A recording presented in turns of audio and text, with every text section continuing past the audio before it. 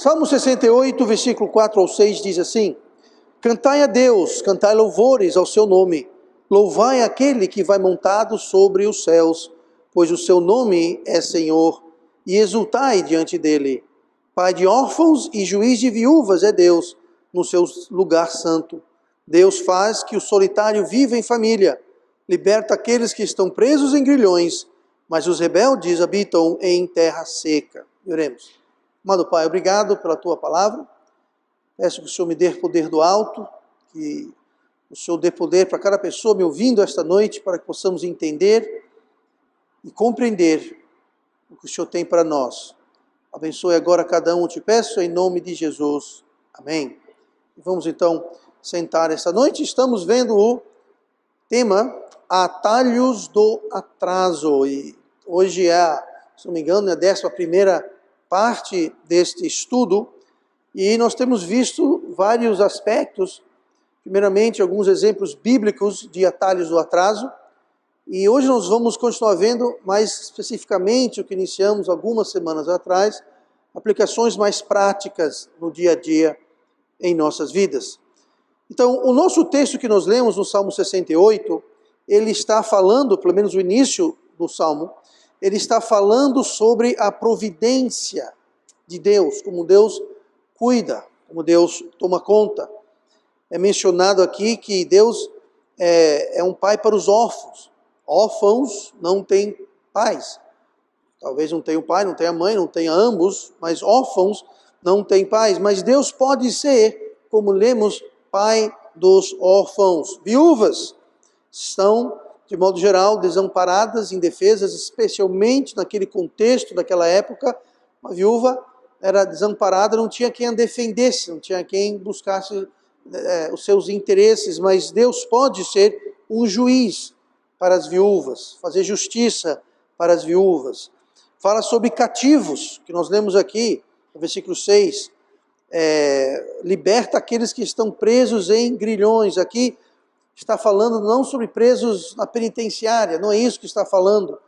Muitas vezes, geralmente, o preso na penitenciária, a maioria das vezes, salve casos onde não houve um procedimento devido, mas geralmente o preso está lá porque cometeu algum crime.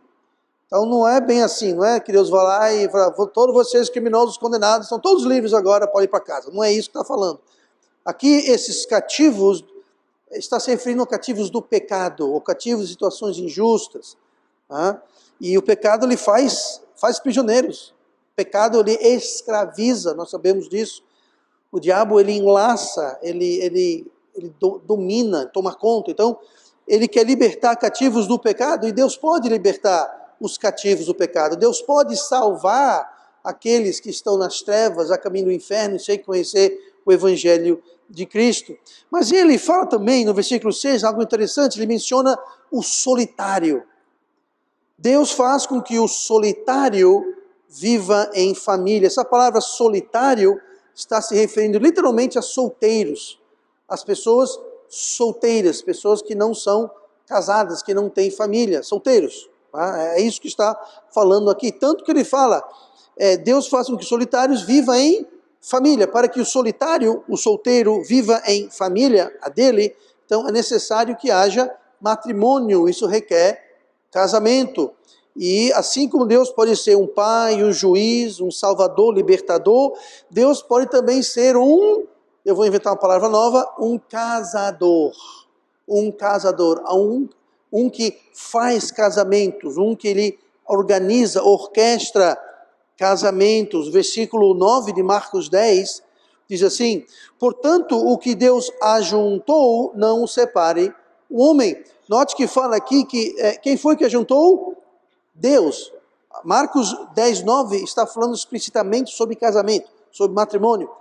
Então, Deus junta. Então, Deus pode ser um casador, um ajuntador. Deus pode fazer que as pessoas solteiras sejam colocados em famílias, suas famílias, que eles vão iniciar, que eles vão começar. Então, tudo isso que Deus pode fazer, tudo isso que Deus quer fazer, são nos termos dele. Nos termos, no jeito de Deus.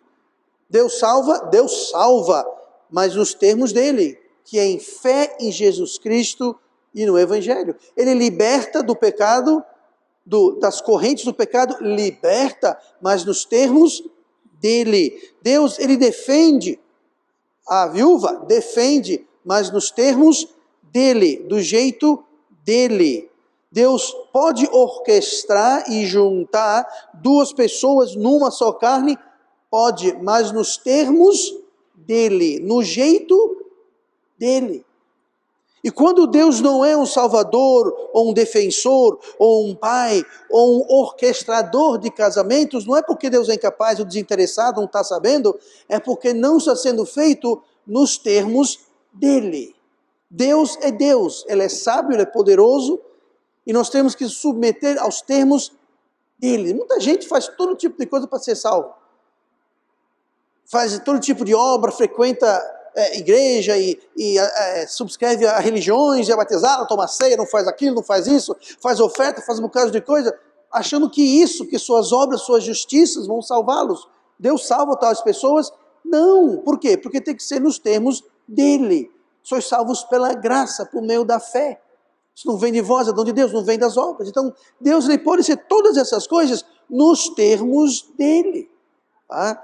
Então, hoje nós vamos falar o que acontece quando não é feito isso nos termos, no jeito, no caminho de Deus. Porque quando saímos e quando tomamos os nossos atalhos do atraso, quando nós saímos e encontramos jeitos e maneiras e caminhos alternativos, atalhos do atraso. Quando nós saímos disso, o que acontece é o que ele fala no final do versículo 6. Note que o versículo 6 está no contexto de Deus ser um salvador, de Deus ser um juiz, Deus ser um pai, Deus ser um ajuntador. Aí no versículo 6 termina, mas, ou seja, aqui vem um oposto.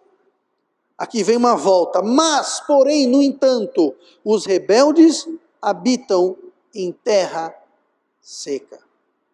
Então Deus fala, olha, eu posso ser um pai para os órfãos, eu posso ser um juiz para as viúvas, eu posso ser um salvador libertador para os cativos, eu posso ser um orquestrador de novas famílias, mas nos meus termos, e quando nós nos rebelamos e traçamos os nossos caminhos, ou escolhemos outros caminhos que não são os caminhos de Deus, ele fala, são rebeldes, e o rebelde vai habitar numa terra seca, onde não tem água, não tem crescimento, não há fruto, não existe progresso.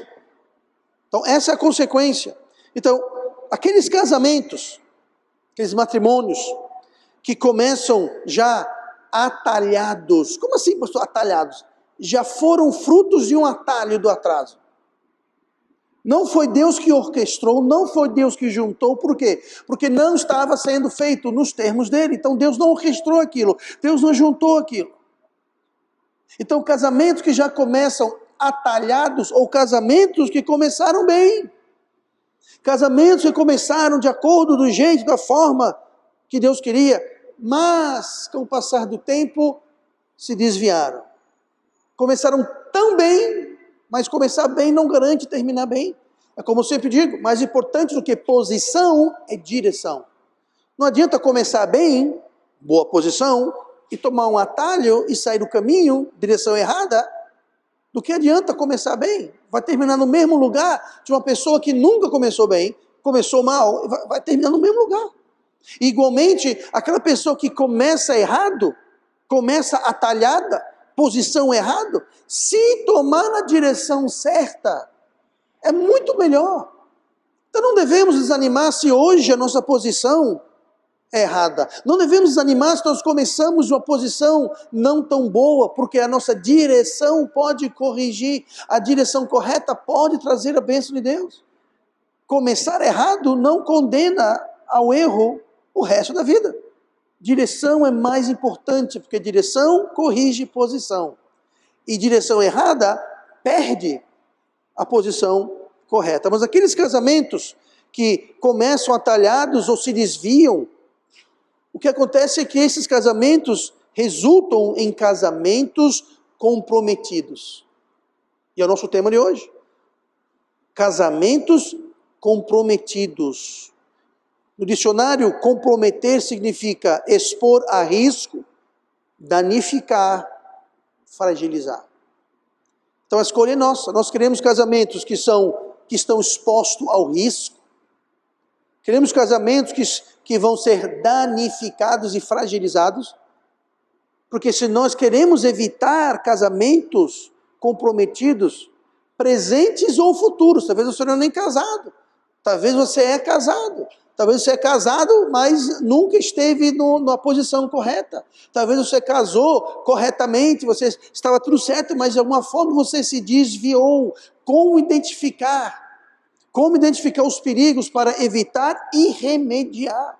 O que nós vamos ver hoje vai servir para remediar, para prevenir, mas também para consertar.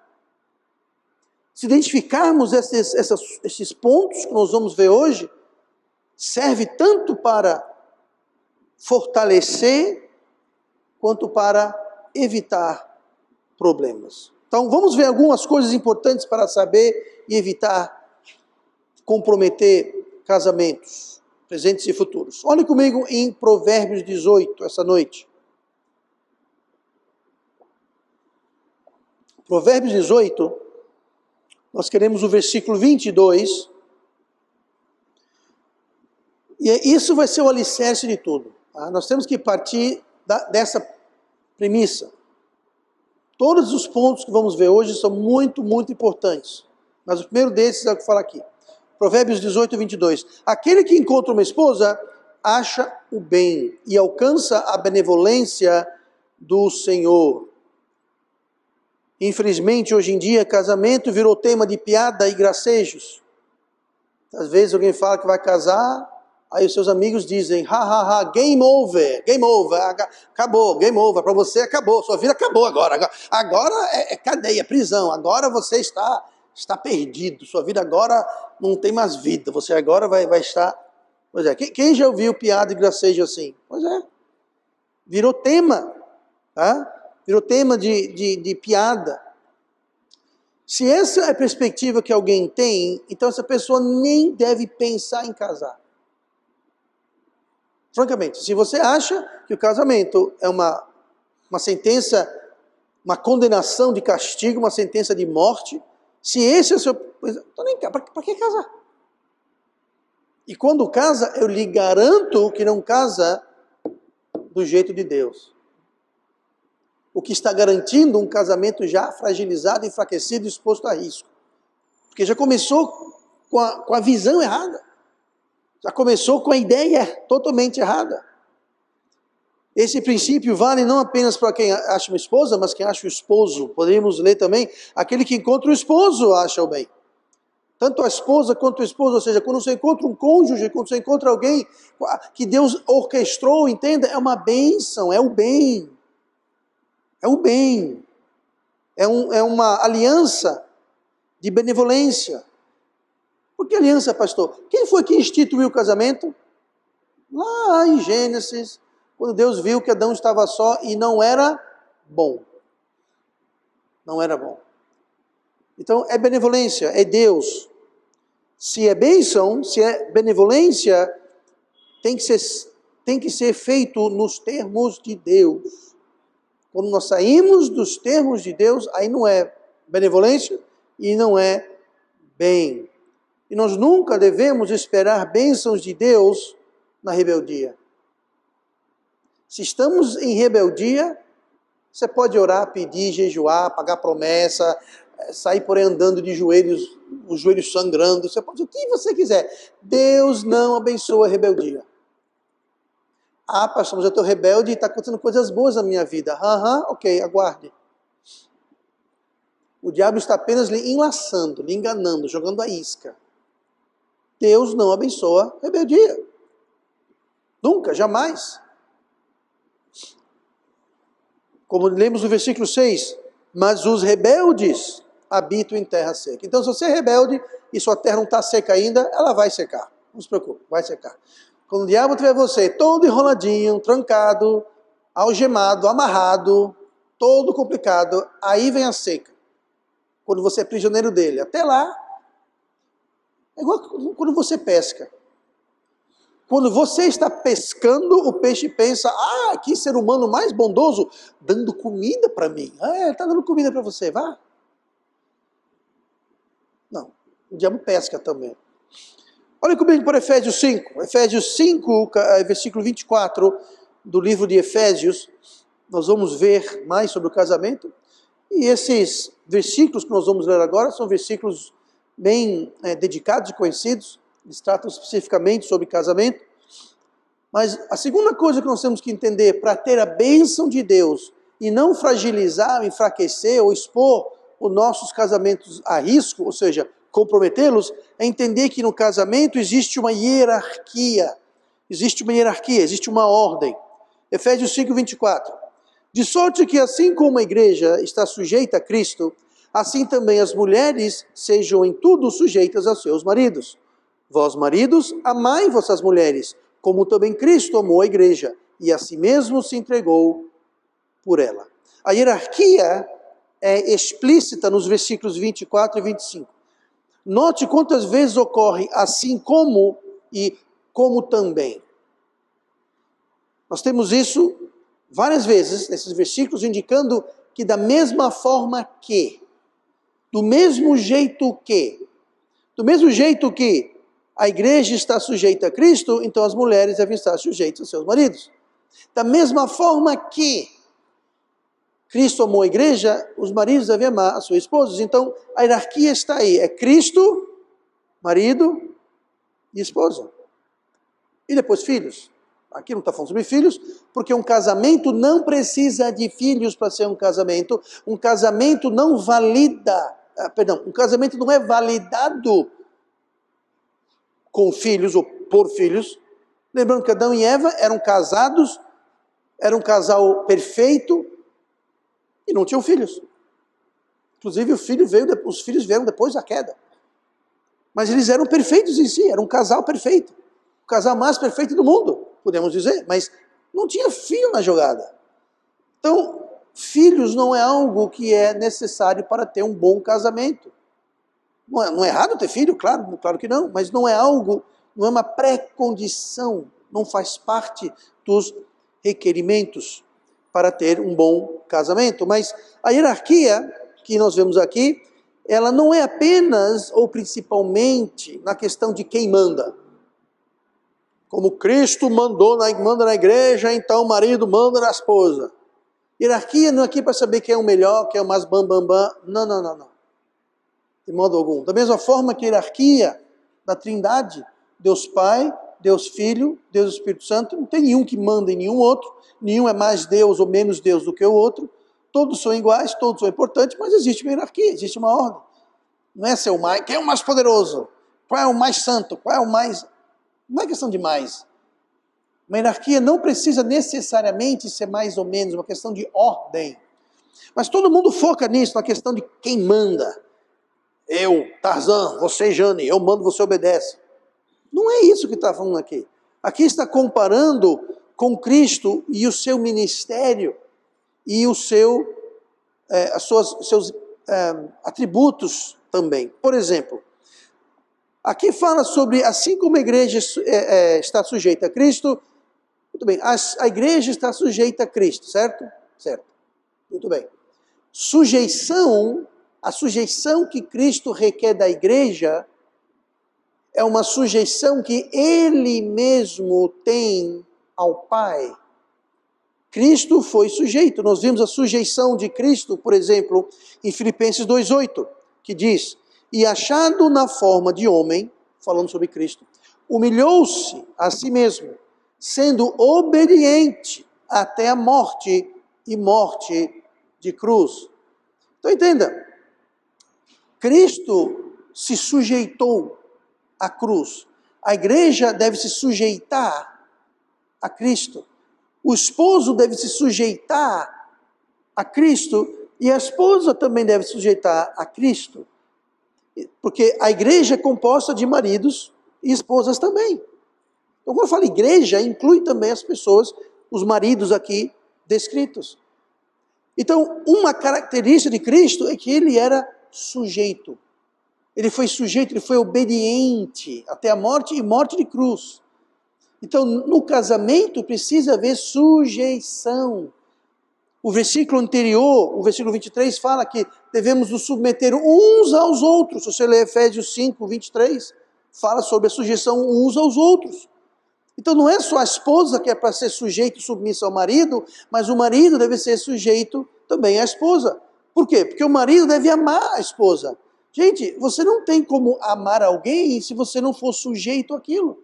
Por quê? Porque quem ama coloca o objeto que é amado em primeiro lugar. Se coloca em segundo lugar.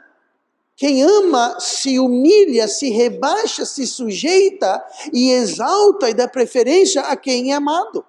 Coloca quem é amado em primeiro lugar. Isso o quê? É sujeição. Então não tem como você sujeitar-se sem amor ou amar sem sujeição. Como é que eu vou amar alguém se, em primeiro lugar, sou eu? Primeiro eu. Isso não é amor. E como eu vou ser sujeito a alguém se eu não amo? Então, aqui estamos fazendo um trocado de palavras, mas é tanto para a esposa, por exemplo, aqui não, mas o pastor não manda o pastor se submissa à esposa. Manda assim no versículo 23. Ah, mas não manda a esposa amar o marido. Sim, então quer dizer que a esposa é para odiar o marido? É isso que você está dizendo? Não, é claro que a esposa ama o marido. Como? Sendo sujeito a ele. E por que fala que e como é que o marido ama a esposa? Assim como Cristo amou a igreja, se dando. Então nós vemos aqui a sujeição de Cristo, em que ele foi obediente e se humilhou, e nós vemos também o amor, que nós lemos no versículo 25. Maridos, amais vossas esposas, como também Cristo amou a igreja, e a si mesmo se entregou por ela. Em outras palavras, o sacrifício, o preço maior precisa recair sobre o marido. O sacrifício maior, assim como o sacrifício maior da igreja, quem fez? Cristo, que se entregou por ela. Então, dentro do contexto de casamento de família, a pessoa que mais deve sacrificar e pagar o preço mais alto é o marido. Se alguém vai ficar sem alguma coisa, deve ser o marido. Muitas vezes é o contrário, falta para as crianças, falta para a esposa, mas o maridão está lá, né? O dinheiro dele está lá, é sagrado, é santo. Seja lá para quem for, coisa certa ou errada, mas não, isso aqui é meu. Pode cair a casa, tocar fogo no mundo, isso aqui é meu, que ninguém mexe. Mas o Joãozinho está sem sapato, problema dele, quem mandou ter pé, quem mandou andar, ande menos, mas isso aqui é meu. Isso é amar? Mas não é amar. Amor é quando, se alguém vai pagar o preço primeiro, se alguém vai ficar sem, se alguém vai sacrificar, primeiro é o marido. É o marido. Ah, meu bem, precisamos trabalhar mais. O marido vai trabalhar mais antes que a esposa trabalhe ou trabalhe mais. Porque o preço maior deve ser o marido. Pastor, é errado a mulher trabalhar? Não, se a mulher precisar trabalhar para ajudar, não tem nada de errado com isso, conquanto que seja nos parâmetros de Deus. Ou seja, o seu trabalho não é prioridade, o seu patrão não é o seu que manda na sua vida, dinheiro não é tudo, mesmo vale para o marido. Amai vossas esposas, não amai vosso emprego, vossa carreira, vosso patrão, vosso emprego.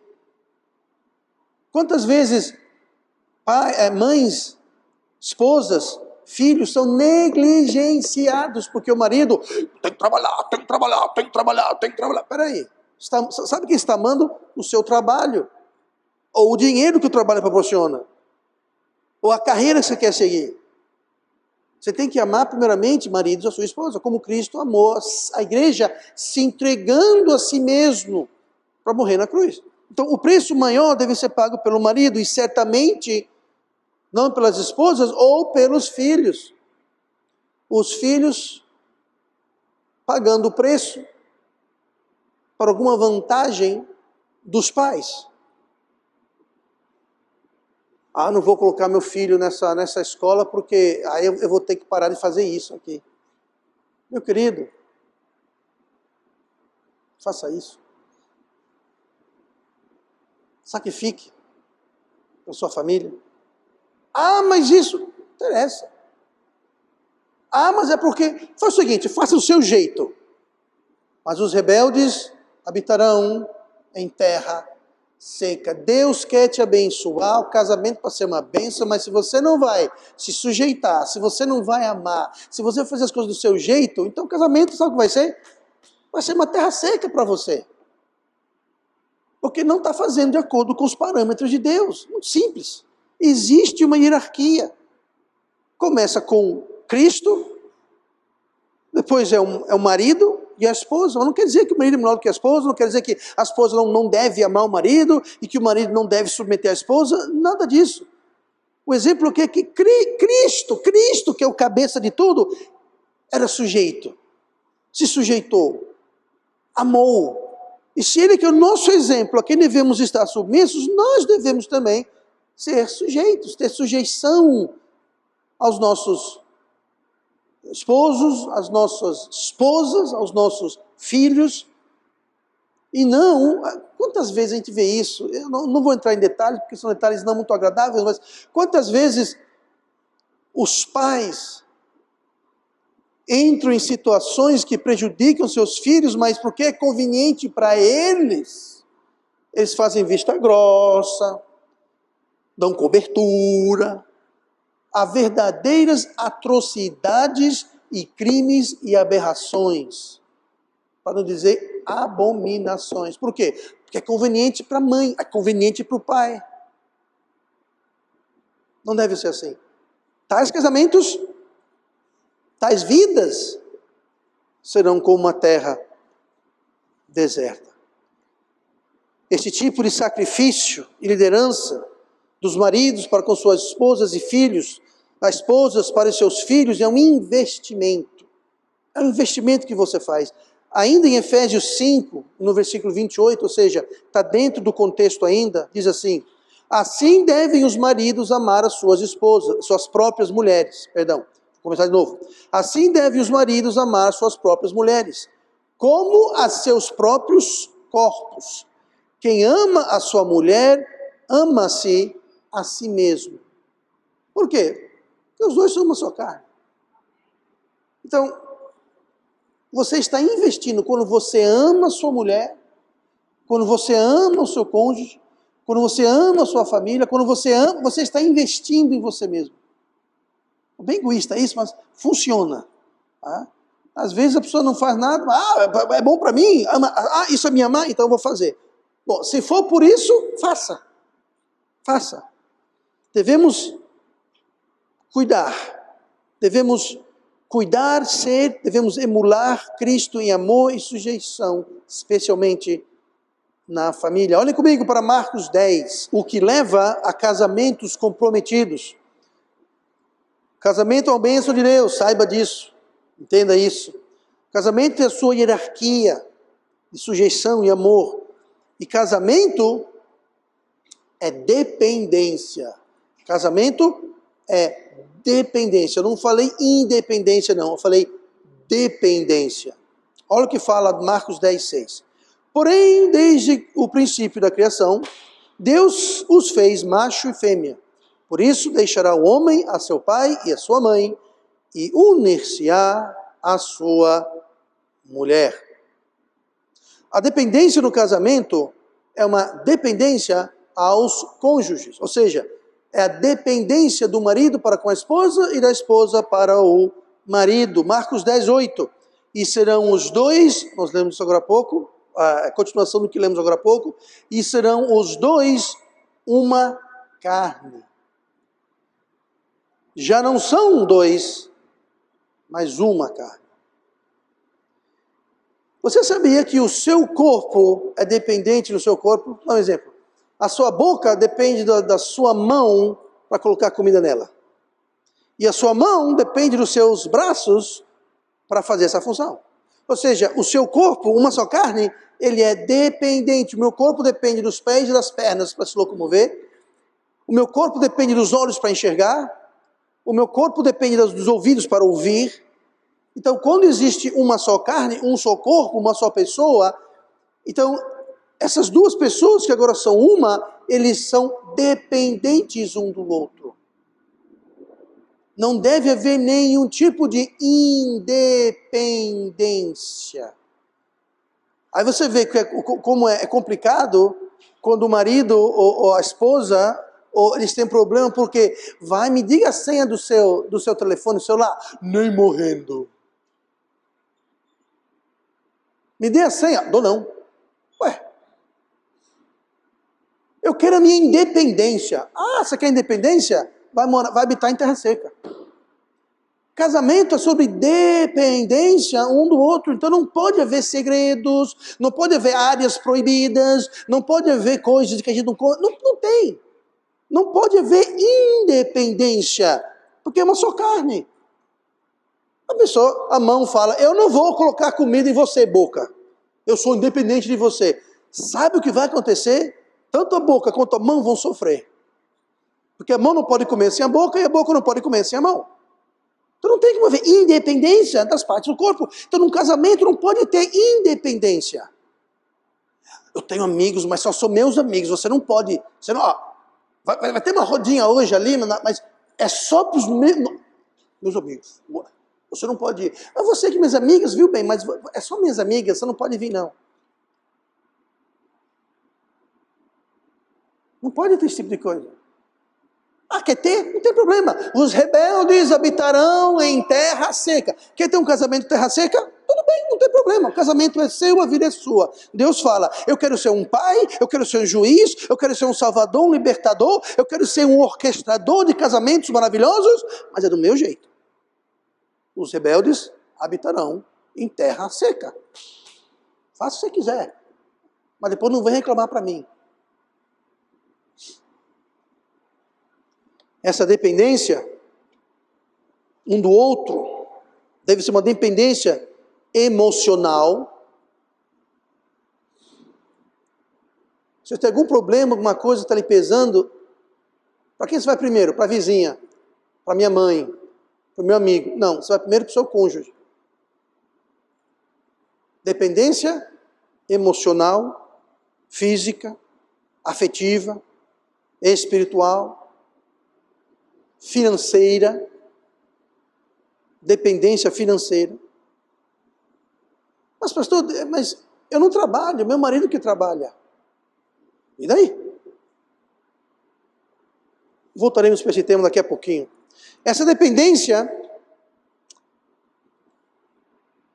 que deve haver, essa dependência que existe, deve existir, precisa existir entre ambos, ela exclui qualquer dependência externa. A dependência tem que ser entre um e o outro. Mas exclui, anula, detona, acaba com qualquer dependência que seja fora. Por exemplo, dependência parental dos pais. Como assim, pastor? Dependência dos pais.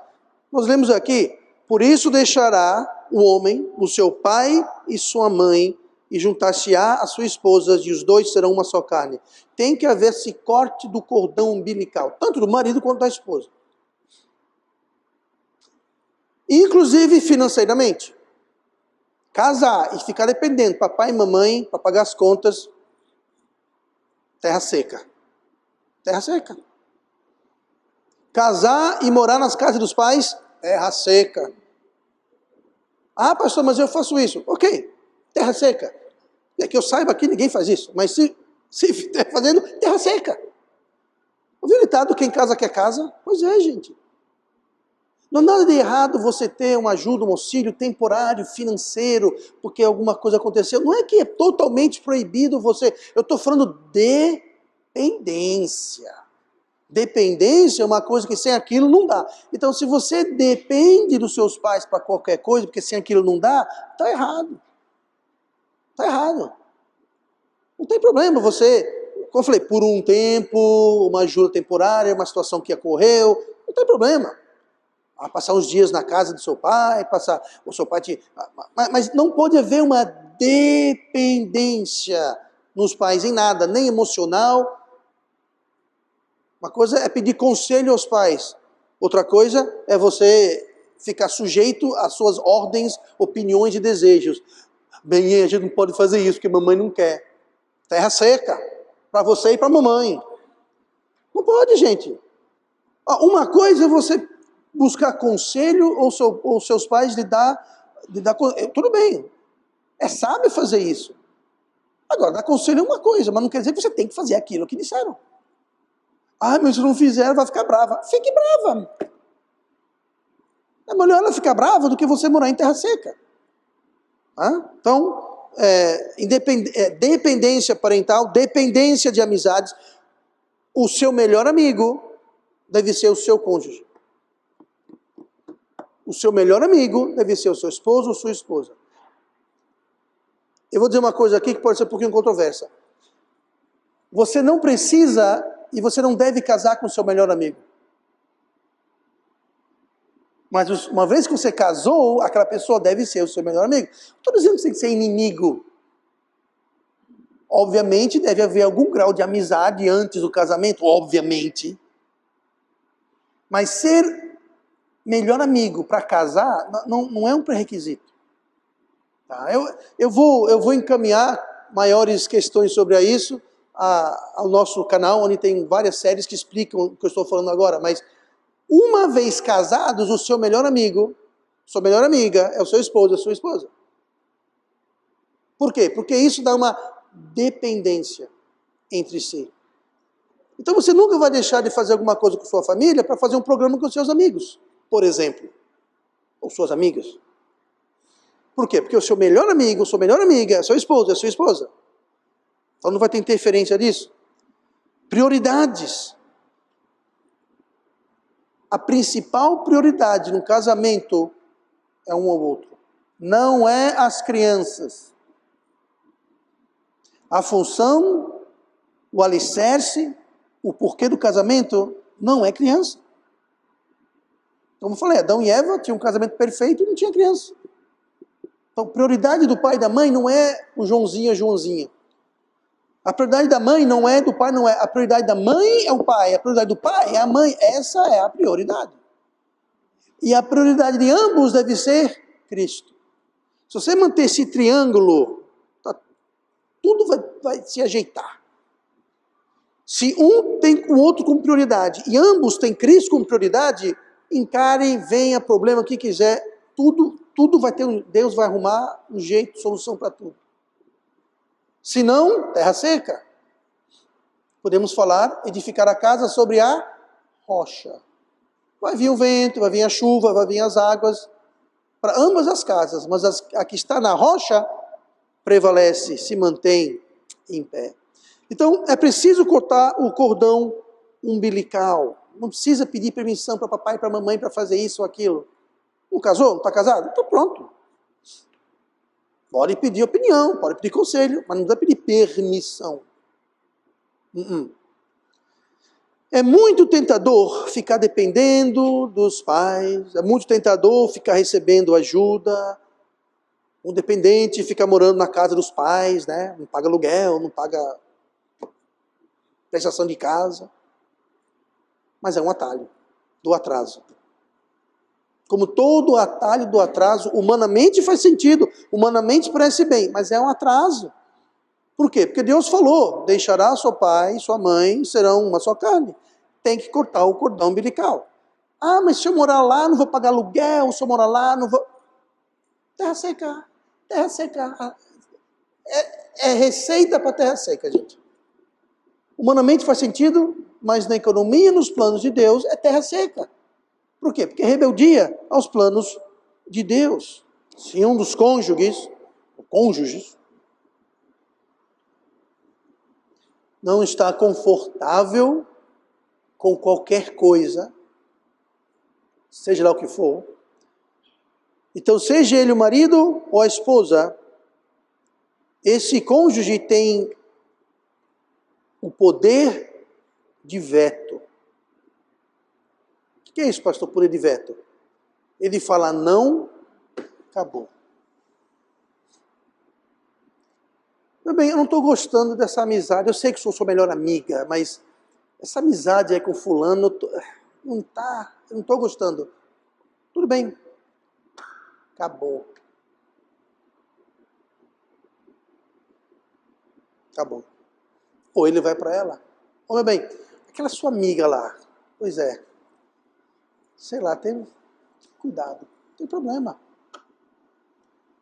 Ah, pastor, mas então minha esposa vai acabar com minha... Calma aí, se a sua esposa lhe ama e você ama a sua esposa, você não vai estar cortando as amizades para tentar controlar.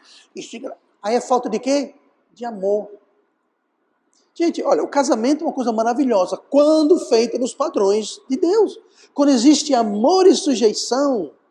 Agora, quando existe egoísmo, e a pessoa querendo controlar e dominar, escravizar, aí acaba. O problema não é com o casamento, é que não está sendo feito com amor e sujeição, como nós vimos. Mas o esposo deve ter o poder de veto. Chega, olha, eu não estou gostando disso por esse motivo assim, acho que não é. Ok, deve ter poder de veto, porque é uma só carne. Eu vou dar um exemplo. Meu corpo está aqui, está andando. Aí ele vê que tem um buraco no chão, tem uma vala aberta. O olho fala para a cabeça, ô cabeça, liga para os pés desviados aí, porque eu acho uma má ideia por aqui. Aí o pé fala, quer mandar em minha? Eu não, eu vou reto. Vai cair o corpo todo na vala, gente. Então, se é uma só carne,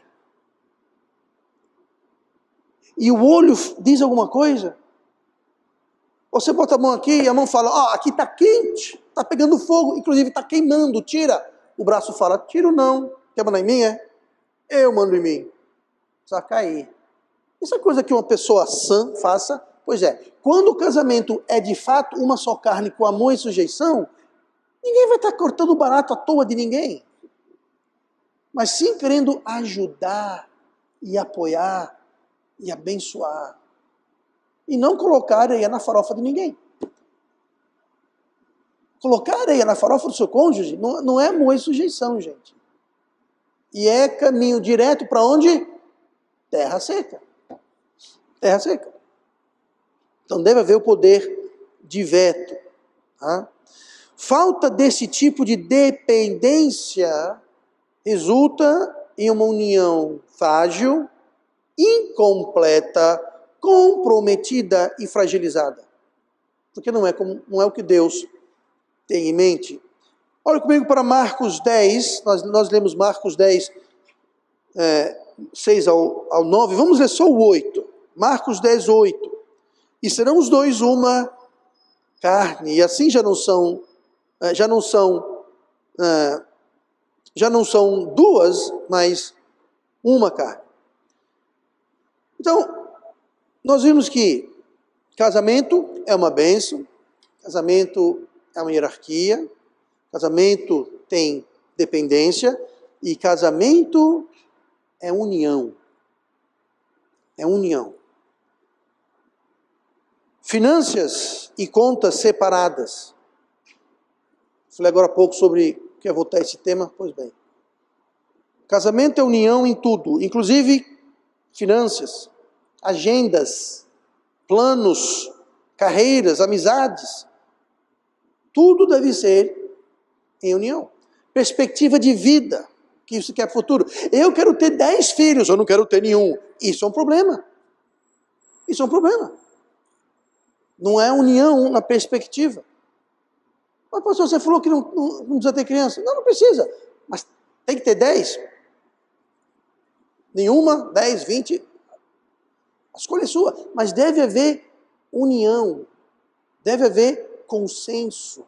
Deve haver harmonia. Nas finanças, eu falei agora há pouco, deve haver orçamento em conjunto.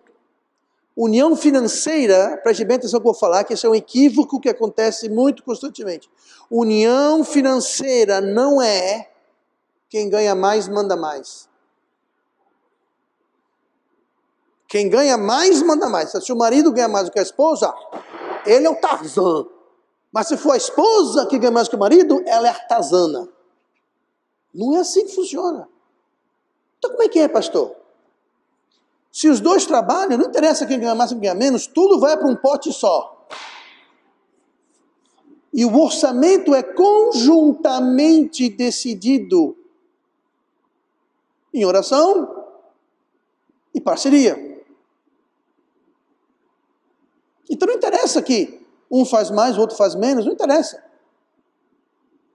Isso é união financeira. Casamento não é uma só carne? Então, tem que ter uma só. Não vou dizer que tem que ter só uma conta, pode ter contas, mas as finanças como um todo tem que ser uma união em conjunto. Ter conta secreta. Gente, que absurdo. Tem uma conta secreta. Não é secreta, mas minha esposa não tem acesso, ou meu esposo não tem acesso. Isso não existe. Quer dizer, infelizmente existe, mas não deveria existir. Não é quem... E acontece muito. Quem ganha mais manda, quem ganha menos baixa a cabeça. Quer fazer isso? Faça, mas tem uma coisa. Terra seca. Isso é rebeldia, isso não é união. Desde quando Deus dá prioridade para quem ganha mais, quem ganha menos, para rico, para pobre, para... Não tem isso. Então, numa união, num casamento, deve haver, como eu disse, esse tipo de finanças. Orçamento conjunto, ambos decidem igualmente. Não, vai fazer isso porque eu ganho mais, eu estou dizendo que vai fazer porque eu ganho mais do que você. Isso não é amor, não é sujeição, isso não é de Deus. Isso é um caminho direto para ter um casamento fraco, fragilizado. Ai, pastor, o casamento não está indo bem. Por que será? Por causa disso e tantas outras coisas. Então, esperto.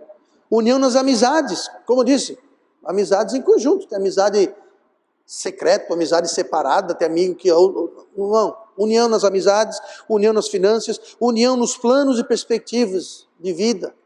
O que vocês querem da vida? Qual o alvo da vida?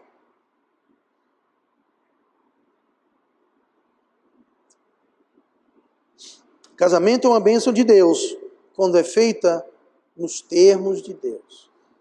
E os rebeldes habitam em terra seca. Última coisa hoje, abram para Marcos 10, versículo 9. Nós lemos já, vamos ler de novo aqui. Marcos 10, 9. Que diz: Portanto, o que Deus ajuntou, não o separe o homem. O que Deus ajuntou. Lembra que Deus ele faz o solitário e o solteiro habitar em família? Pois é, Deus ele quer orquestrar. Então aquilo que Deus orquestrou, agora é interessante. Deus ele quer orquestrar e juntar. Mas se você decidir fazer a coisa do seu jeito e você decide se juntar com uma pessoa do seu jeito, atalhado, não tem problema. Deus fala, eu vou juntar, é sua escolha. Quer casar com a pessoa errada? Não tem pra você case, eu vou juntar. Agora aqui, o que eu ajuntei, ninguém separe. Deus quer ser o orquestrador da junção. Ele quer ser o orquestrador de juntar. Mas se você não quer Deus como orquestrador, só quer Deus como juntador, ele fala, ok, eu vou só juntar então. E o que eu junto, homem nenhum separa. Eu prefiro ter Deus orquestrando e juntando. Mas Deus pode juntar sem orquestrar. Então, o que isso está nos dizendo é que o casamento, além de todas essas coisas que estamos vendo, o casamento ele é indissolúvel. Indissolúvel. O que Deus juntou, homem nenhum separa. Ah, pastor, mas eu me separei e divorciei do meu primeiro marido e mulher. Ok. Mas para os homens você separou, para Deus está casado ainda. Por isso que ele fala, e quem casar com a pessoa divorciada está cometendo o quê? Adultério. Por quê? Eu tenho um papel aqui dizendo, mas Deus juntou, para Deus está casado. Coisa séria. É coisa séria. Portanto, essa palavra, portanto, ela junta os pensamentos anteriores. Que pensamentos? O pensamento de dependência, que a gente leu no versículo 6, 7, 8, a questão de união. Entra também essa questão de indissolução. Muita gente casa assim. Eu vou casar, pastor. Eu já ouvi alguém falar isso. Eu vou casar. Se der certo, bom. Se não der, separo. Caso de novo. Divorcio. Arrumo outra. E começo de novo. Quer fazer isso? Terra seca para você. Os rebeldes habitarão em terra seca. Tem gente que casa, até brinco, eles assinam o papel, não é com caneta, é com lápis. Qualquer coisa vai lá e... Não é assim, gente. Casamento é coisa séria.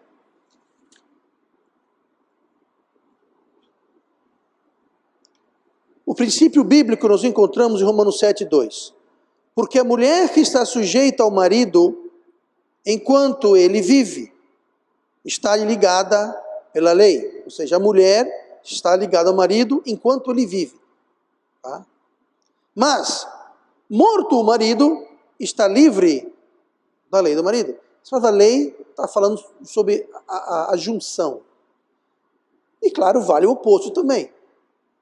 Então, o que vai libertar a gente do casamento é a morte. O casamento é tão sério que para sair de um casamento ileso, só sai morto. É sério.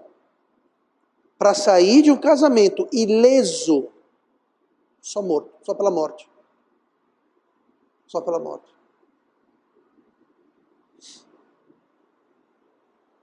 O casamento é indissolúvel. Agora, eu sei que não é, porque muita gente casa, divorcia, eu sei que existe. Você está dizendo que é indissolúvel, mas acontece. Aqui, mas no céu continua. Abigail era esposa de Davi. Abigail era casada com Nabal, se não me engano. Nabal morreu. Abigail ficou viúva. Davi casou com Abigail. Nenhum problema. Era viúva, casou com ela. A Bíblia, mesmo depois dela casar com Davi, mesmo depois do seu marido ser morto, ainda falava Abigail, esposa de Nabal. Mas ele morreu. Pode casar com Davi. Mas ela ainda era esposa de Davi. Mas ela não estava ligada pela lei do casamento a Nabal, porque ele morreu. Então ela podia casar com Davi. Mas entenda, mesmo depois de viúva, ela falava esposa de Nabal. Então, é uma coisa séria, gente. Não é brincadeira. Por isso, todo casamento em terra seca. Que Deus quer dar o casamento como uma bênção, um sinal da sua benevolência, mas tem que ser nos termos dele. Palavras que nunca devem ser ditas ou imaginadas. Ditas por ambos dos cônjuges ou imaginadas. Que palavras, pastor? A palavra separação. A palavra vou te deixar. A palavra ela vai me deixar. Essas palavras não devem sair da sua boca, não devem cruzar o seu pensamento, não devem existir. Jamais falar ou pensar tais coisas. Nem dar a entender tais coisas. Ó, você tome jeito, senão eu vou te deixar, viu? Olha, essa última vez, se você fizer de novo, eu vou lhe deixar. Isso não deve ocorrer. Por quê? Ninguém vai falar ou pensar ou dar a entender alguma coisa que não esteja no coração. Mateus 15:18. O que sai da boca procede do coração. Se está saindo, eu vou lhe deixar, ela vai me deixar. Se está saindo daqui, é porque já está cheio aqui. Vou dar um testemunho pessoal. Eu sou casado há 135 anos. Mas não, eu nem sei. Alguém sabe quantos anos eu sou casado? 35, parece. A gente perde as contas. Depois dos 30, a gente nem sabe mais se é casado ou não, quando casou, com quem casou, sabe? Mas enfim. Mas em todos os nossos anos de casado, eu falo isso com toda sinceridade, e não é nem que eu me lembre. Eu me lembro. Eu nunca falei e eu nunca ouvi da irmã Simone qualquer coisa que desse a entender, uma insinuação, nada de separação, deixar, divórcio, acabava. Nunca! Sabe por quê? Porque nunca, durante todos esses anos, nem uma semente, nem uma perninha, nem um nada aqui. Por isso que eu posso dizer com toda certeza, nunca saiu da minha boca, e eu nunca ouvi isso da boca dela, falar sobre separação, me deixar, lhe deixava, nunca. Por quê? Porque nunca passou pela cabeça, nunca entrou no coração.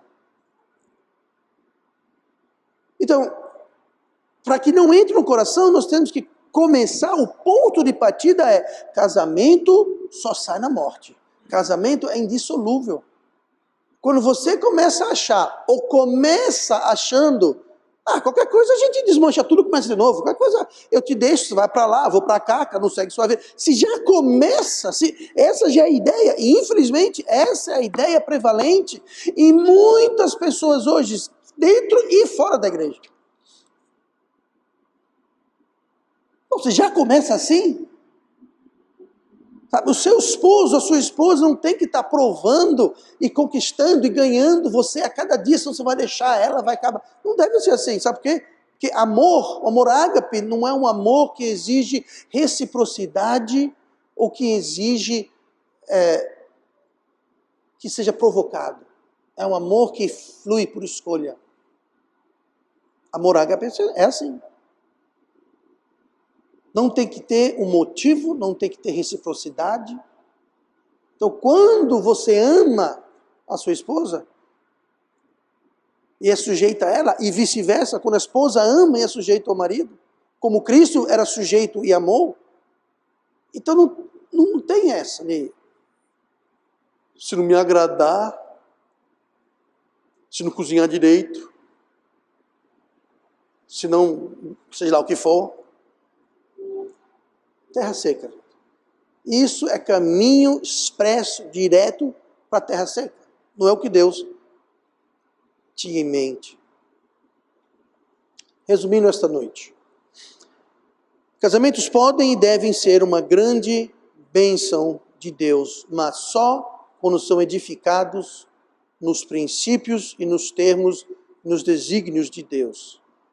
Tentar edificar um casamento, tentar edificar uma vida fora dos parâmetros de Deus, resulta, versículo 6, mas os rebeldes habitam em terra seca.